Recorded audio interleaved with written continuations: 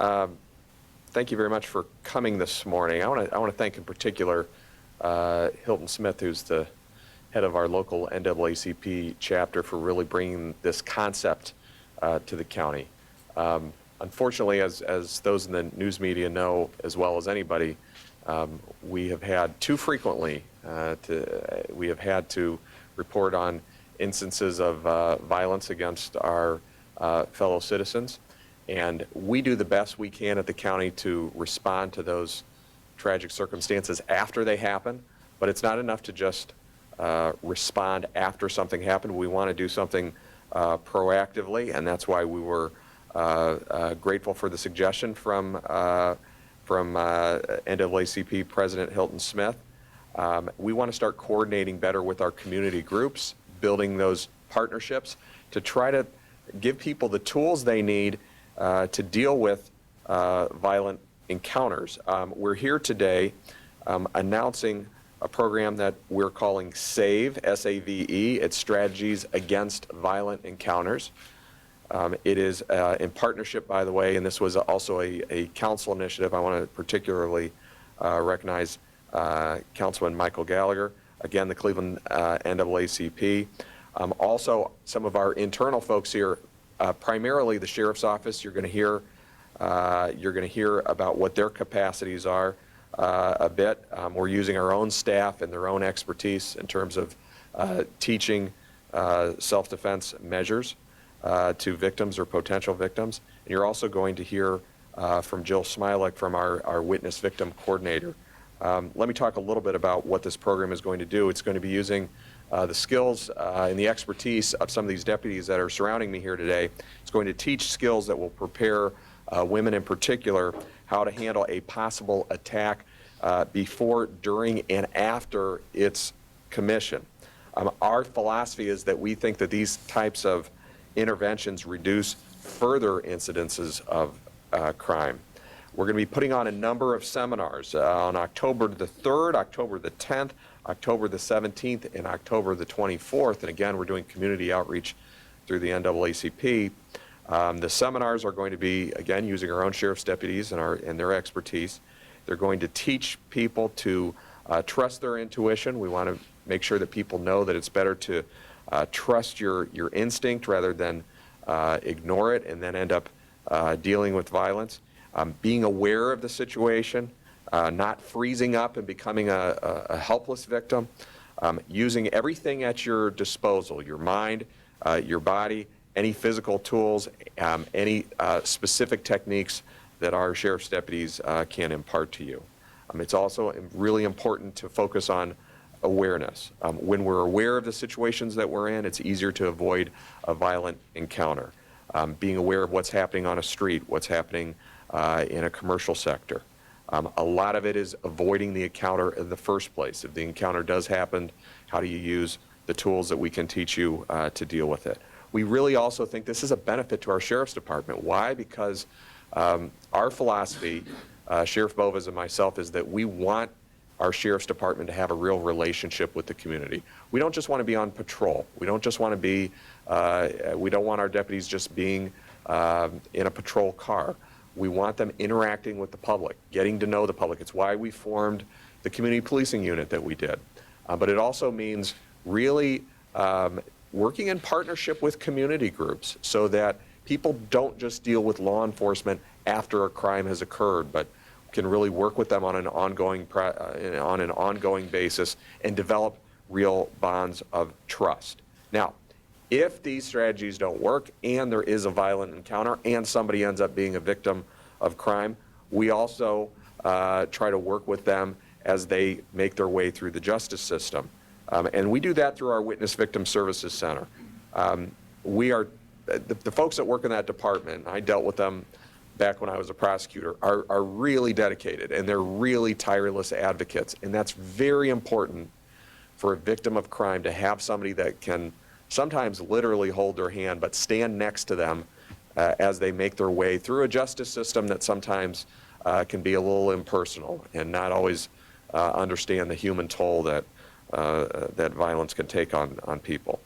We serve nearly 6,000 victims of violent crime each and every year, and that ranges from offenses ranging everything from domestic violence to homicide. In January of 2014, we've actually been working with the courts, especially Judge Adrian in Cleveland Municipal Court, to establish what we're calling a family justice center, so we can take some of these services and provide them at one location to be more accessible to folks. At this point in time, I want to turn it over to my friend Hilton Smith. He's the president of Cleveland NAACP for a few words about this program and the partnership that we're trying to build. Reverend? Thank you, Mr. FitzGerald, for this opportunity to speak about something that's very sensitive in our community, very sensitive throughout these United States, and indeed the world. I want to thank Mr. Kent Whitley, who is our committee chair that leads our efforts in these kinds of programs at the NAACP. This is not a political arena. This is not a community arena. This is not a national arena, but it's international. It's an international effort because of the kinds of violence that we see throughout the world. Just a few months ago, you read about the devastating incident that happened in India with a young lady.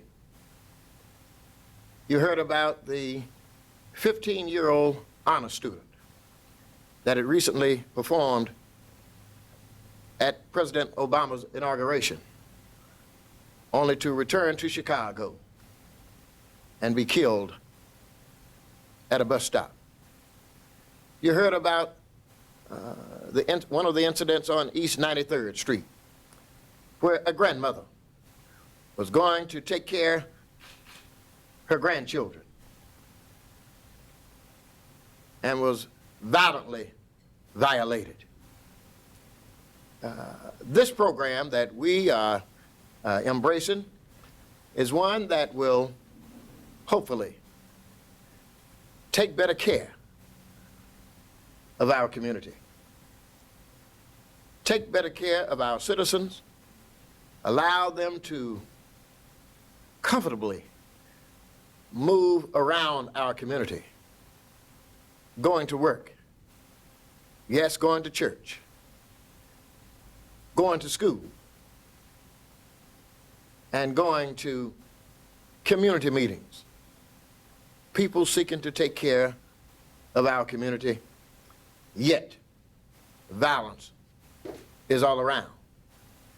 This program is going to not only mobilize our community, but we want it to be accepted in the community because of where we are in society today. Erich Fromm wrote a book years ago called The Sick Society. And when I read that book in my sociology studies at my university, I said some of the things in this book will never happen. Today, Erich Fromm's Sick Society is facing us right now. And so we want to tell the community that we're putting out a clarion call to enforce what needs to be enforced in order to take care of our people. Yes, violence is all around. You can pick up any newspaper, any day, anywhere, and you can see some violent act that should not be happening. And we think that folks should know better. Unfortunately, there are mental health issues. There are problems that people just themselves don't understand. A young man called me one day and said, "Reverend, I just want you to talk to me. Because the longer you talk, the easier it will be for me to go back into the community and not hurt anybody." Young man called me the other day and sent me an email saying, "Reverend, I need words of encouragement. I'm trying to pay my son's tuition at a private school. Some folk offered me a job. And then when I went to see what the job was all about, it was to sell drugs. And so we have sickness in our society. And with this program, we want to heal our community. We want to heal people and let God have his way in our lives. If we can do that, somebody will be saved, somebody will be touched, someone will begin to believe that help is on the way and that violence can be looked upon with a small v and not a capital V.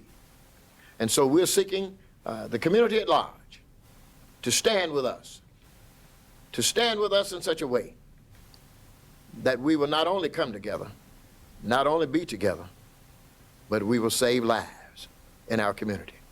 Thank you. Thank you. Thank you, Pastor. It's not on the program, but I actually want to, if I could call Sheriff Bova up here for a moment, just to talk about the methods that are going to be taught, just kind of in general, and the resources that we're putting into this from the Sheriff's office. Sheriff, if you wouldn't mind saying a few words. Thank you, County Executive. First of all, it's going to be a 2-hour class. First 45 minutes are going to be more of a mental defense system we're going to set up. The last hour and 15 minutes will be a physical defense system set up. What we're really trying to promote is potential victims becoming victors. That's basically the program. We're going to be handing out flyers. We have 6 A's for everyone to remember. Appearance, how you handle yourself, awareness of your surroundings, the approach of a potential violent encounter, the acceptance of that violent encounter, the attack on our end, the victim's attack, and then the aftermath. The whole program should take, again, 2 hours, and it'll help us be able to help the women class members to better carry themselves in difficult situations. Thank you. Great. At this time, I want to call up to the podium Jill Smilek. She's with our Victim Witness program. Talk a little bit about the aftermath and how we try to help victims of crime after an offense. Jill? Good morning. Cuyahoga County's Witness Victim Service Center is very proud to stand here today in support of the S.A.V.E. program in partnership with the County Executive, the NAACP, and the County Sheriff. I think it's important to note that this initiative doesn't stand alone, but is rather an example of Cuyahoga County's strong commitment to ending violence against women. Every year, as County Executive said, we serve nearly 6,000 victims of violent crime, and a vast majority of those victims are women. We provide justice system advocacy, and we work to ensure that a victim's rights are upheld as the offenders are prosecuted. As advocates who have witnessed firsthand the impact that crime can have on an individual, a family, or a community, we feel that the S.A.V.E. program will provide participants with the tools that they need to prevent becoming victims. We feel ultimately that this will impact our personal safety and will improve the quality of life throughout Cuyahoga County. The program teaches people the importance of making sure that they're always aware of their surroundings and the tactics that violent criminals use to identify their victims and what to do in the event of an attack. By reaching out specifically through this initiative, we hope that we will reduce the risk that women face every day in our community. If we can save just one woman from becoming a victim, then I think this is time well spent. We spend countless hours counseling victims and working with them throughout the justice system process, and we know that it's traumatic and sometimes can be just as traumatic as the attack itself. So if we can prevent just one victim from having to go through this, it's time well spent. Let me just close by saying, then we'll take any questions, but let me just close by saying we focus a lot on how quick our response time is, how we respond to the incidents of crime when they happen. The community tends to have an outpouring of support and rally at memorial services.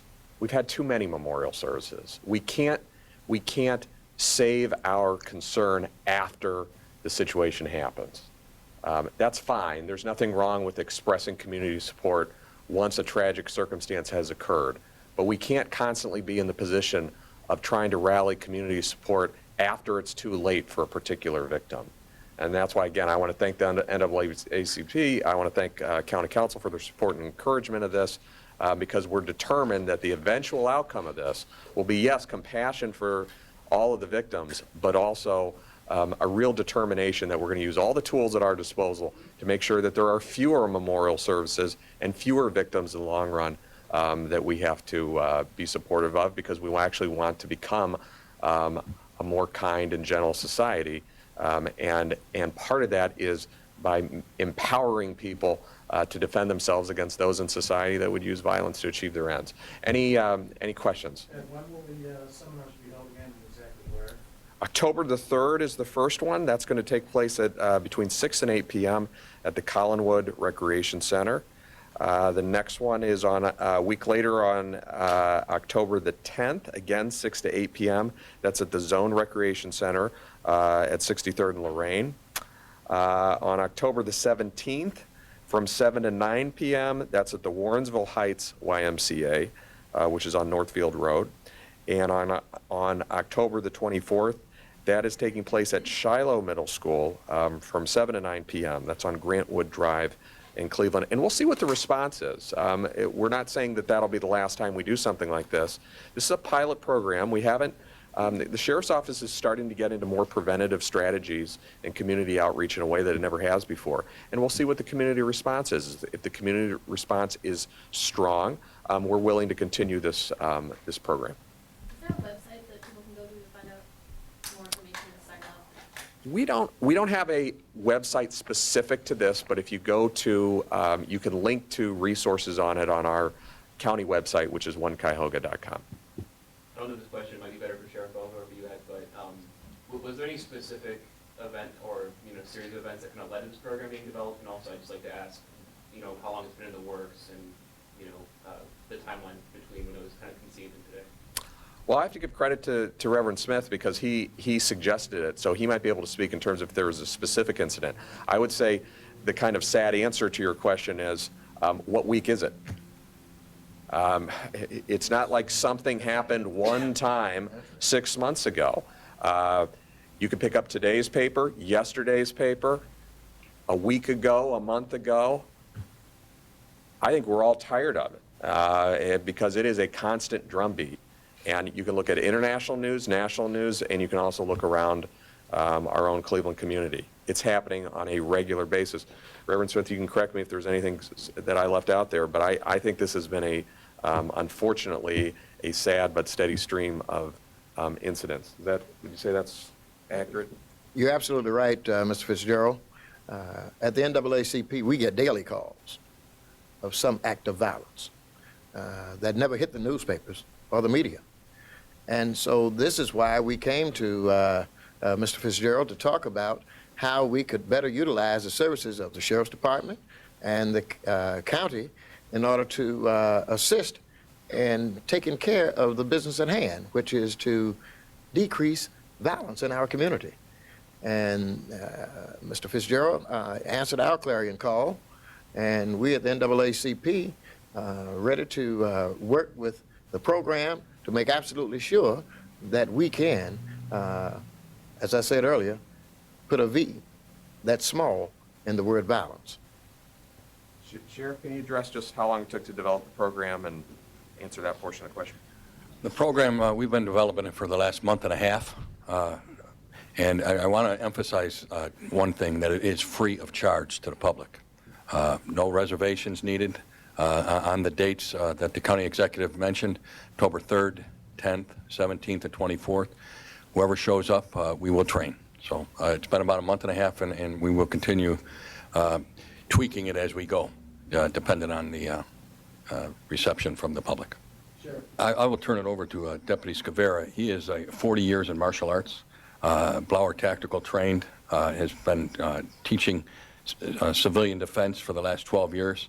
So he's actually going to be running the class itself. So, Joe, if you want to just briefly. The mental aspects, as far as that goes, some of us are just going to be getting reframes in the victim's mind, because we're trying to get that mindset from victim to victor. What happens lots of times when you're under a stressful situation, one of the outlines is you have it 6 points in there. It's not a linear 6 points. It's more of a fluid thing. You can go from awareness to aftermath, so to speak, because if you're picking something up and just making a report that you've got a strange person that's been lurking around the neighborhood you have never seen before, and we can circumvent violence in that sense.